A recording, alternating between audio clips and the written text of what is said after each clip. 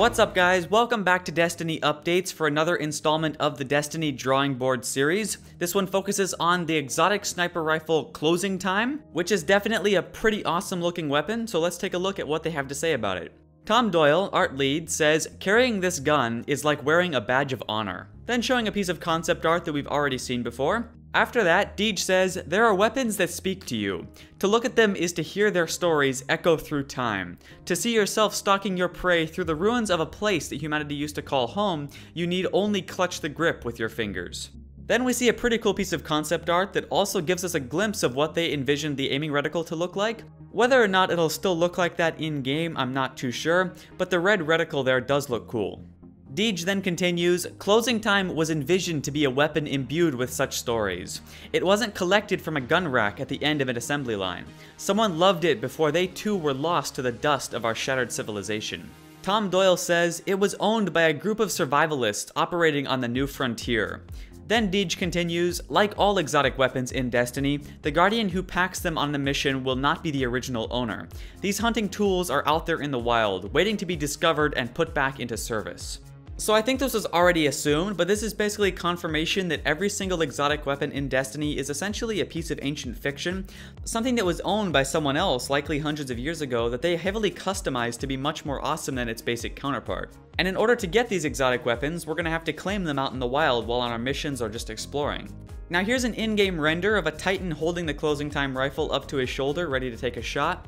Then the article continues, "The details in the design of this old long barrel allude to untold adventures, just like the ones you'll experience when you inherit it. New ways to create weapons for heroes of Destiny have given us new elements we can use to illustrate this world." According to Doyle, the fabrication of this weapon used everything in the upgraded palette. Now here's another in-game render, a close-up of the butt of the rifle along with the whole firing mechanism and the scope with its awesome ghillie netting. Then the article goes on, "Dave Schammel, who created the 3D model for this rifle, really wanted to push our new shader system with this weapon. We have as many different materials as possible on this asset. Gunmetal, plasteel, I'm not really sure what that is or if I'm pronouncing it right, wood, plastic, and ghillie netting. It showcases the rendering strength and diversity of our new engine." So that's pretty awesome. It sounds like out of all the weapons we've seen so far on the drawing board, this one is actually the most complicated in terms of art assets. Although the Galahorn launcher had a fair bit going on as well, but I guess this uses more unique materials, which is pretty cool. And actually, if we look back at this close-up here, we can see an example of just how many materials were used on this gun. Another thing to note on this close-up image is the symbol that was engraved on the butt of this rifle. My guess is that that was the symbol of the survivalist group that owned this rifle previously, but that's just a guess, it could be something else. Getting back to where we left off, Deej continues, "These are the nuances that will haunt your imagination between missions. What will be most important are those moments when this weapon is butted up against your shoulder, when the Cabal are in the crosshairs of Closing Time and you're about to put their lights out.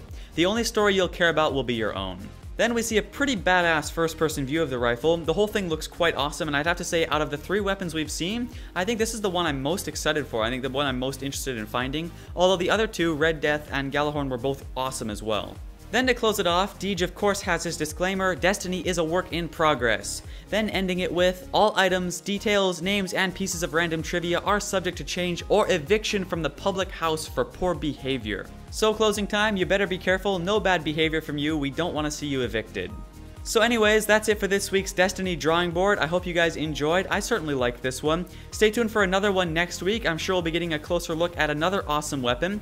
Speaking of which, what weapon would you guys like to see next? There's still a bunch of exotic weapons we currently know of that we haven't seen on the drawing board series yet. For instance, the 2 heavy machine guns Thunderlord from the gameplay demo and Super Good Advice from back at GDC. Also from GDC, we have the hand cannon Thorn as well as the fusion rifle Pocket Infinity. There's also 2 that we know the names of, but we haven't seen any images for.